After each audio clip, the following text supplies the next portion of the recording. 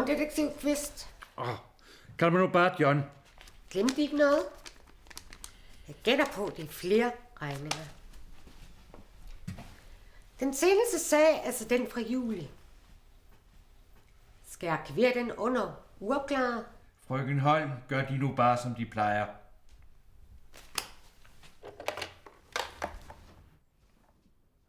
Frøken Holm! Telefonvæsenet er lukket for den.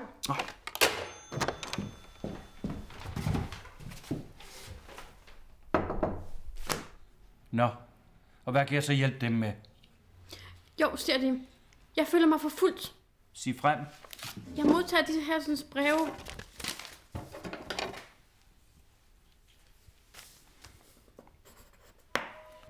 De virker truende.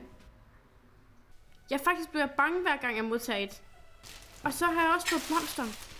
Han virker jo besat, men nu er han altså gået over stregen. Jeg vil have ham ud af mit liv. De må hjælpe mig. Jamen, jeg kigger på det. Jamen, goddag og rigtig hjertelig velkommen alle sammen til en ny sæson, hvor vi jo skal spille Romeo og Julie. Og de frøken Friis, de skal naturligvis spille Julie. Naturligvis. Ja, selvfølgelig. Og de her Hansen, de skal naturligvis være Romeo. Og I andre, I kan se efter i rollehæftet, hvad det er for en rolle, der er tiltænkt jer. Vi går hjem nu. Tak for i dag. Ja, farvel. Tak for i aften.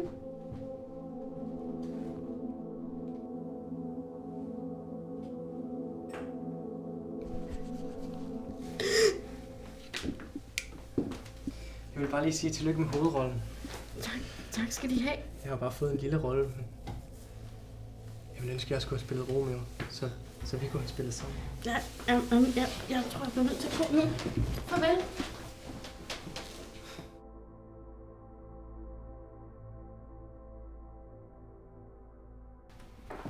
Godmorgen, hr. Kvist. Aviserne begynder at skrive om frøken Friis' sag. Hun har også været her til morgen for at høre, hvordan det går med opklaringen. Jeg tror ikke, de bør gå ned på teateret og kigge dem lidt omkring.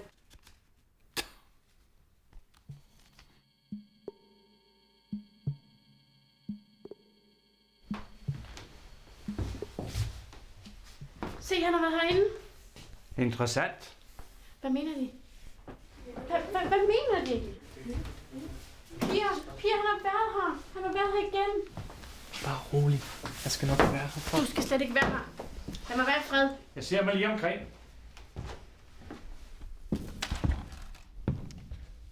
Hvor tit opmuntres ikke mennesker i dødens stund. Det kalder vågekoner det sidste glimt. Alle tiders storartet. Godt. Tak for i dag. Kan I komme rigtig godt hjem. Tak for i aften. Vi ses til prøven i morgen.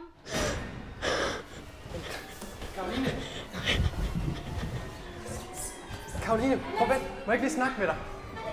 Jeg vil bare snakke med dig. Hey, stop nu lige. Stop. Prøv vent. Vent. Stop.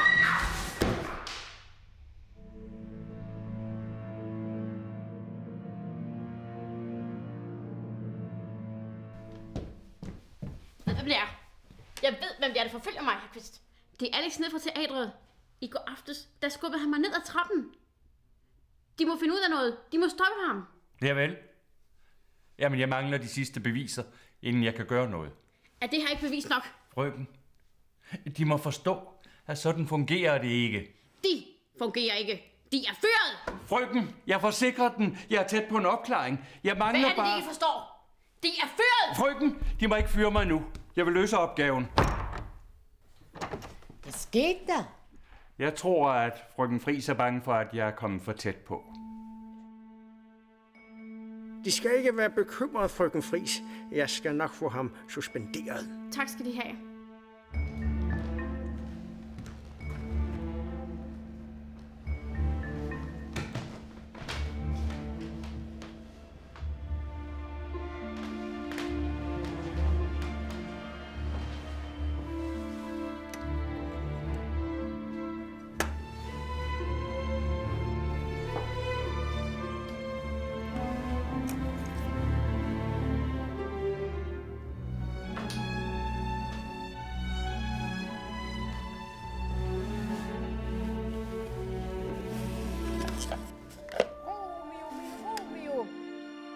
Mit hjerte er som en brusende flod.